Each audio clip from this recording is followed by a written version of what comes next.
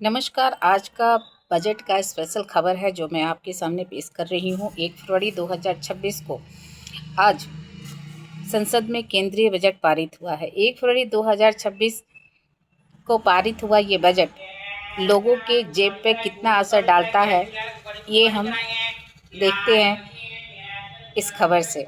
1 फरवरी 2026 budget पारित हुआ है। 1 फरवरी से बदल रहे हैं कई नियम। आम लोगों पे पड़ेगा सीधा असर। शेयर बाजार से लेके आपकी जेब और आपके घर के बजट पर इसका सीधा असर देखने को मिलेगा। इन नए नियमों का बैंक से लेकर आपके किचन तक और कितना असर देखने को मिलेगा, वो अभी संसद के इस बजट सत्र में जो 10 नियम पारित हुए हैं उसे देख के हम अंदाज़ा लगाएंगे। एलपीजी गैस को लेकर के जो नियम लागू हुए हैं उसमें एलपीजी गैस की दामों की बढ़ने की संभावना है। दूसरी है फास्टैग और ज़मीन की रजिस्ट्री तक 1 फरवरी से सारे नियम बदल जाएंगे। बजट आने वाले दिन में जेब पे पड़ेगा सीधा असर। पहला नियम फास्टैग 1 फरवरी से शुरू होगा, यानी 1 फरवरी 2026 से नया नियम ड्राइवरों के लिए NHAI की नई गाइडलाइन शुरू की जाएगी।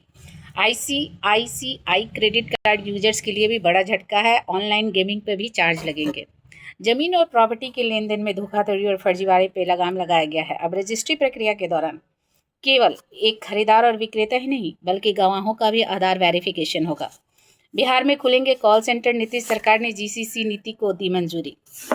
हर जिले में खुलेंगे गर्ल्स हॉस्टल। कोई भी सामान चाहे छोटा हो या बड़ा, अब सब छोटे बड़े पैकेटों पे MRP तय करना अनिवार्य कर दिया गया है। पान मसाला, गुटखा आदि जैसे छोटे पैकेटों पर भी अब MRP अनिवार्य कर दिया गया है। सिगरेट, तंबाकू, पान मसाले पर नए टैक्स के नियम लागू होंगे, जिससे ये प्रोडक्ट महंगे भी हो सकते हैं क्योंकि इनकी GST में बढ़ोतरी होगी। अब रही रियायती यात्राओं की बात, तो रियायती यात्रा के लिए स्मार्ट कार्ड और शेड्यूल -3 अनिवार्य होंगे।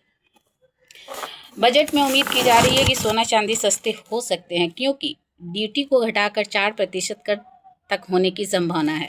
2025 में जहां चांदी 16% 7 और सोना 75% बढ़ा था। हालांकि अभी एक ही दिन पहले सोने और चांदी दोनों में भारी गिरावट देखने को मिला है। चांदी जहां 1.10 लाख गिरकर 2.11 लाख पर आई और सोना जहां 20,000 रुपये सस्ता यानी 1.49 लाख रुपए पे आया। इसका वजह सिर्फ और सिर्फ मुनाफा वसूली था।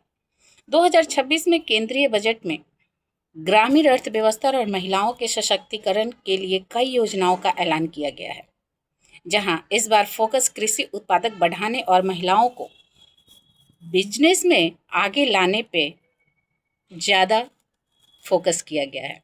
तो ये कह सकते हैं कि ये बजट मिला जुला स्वरूप है जो आम जनता और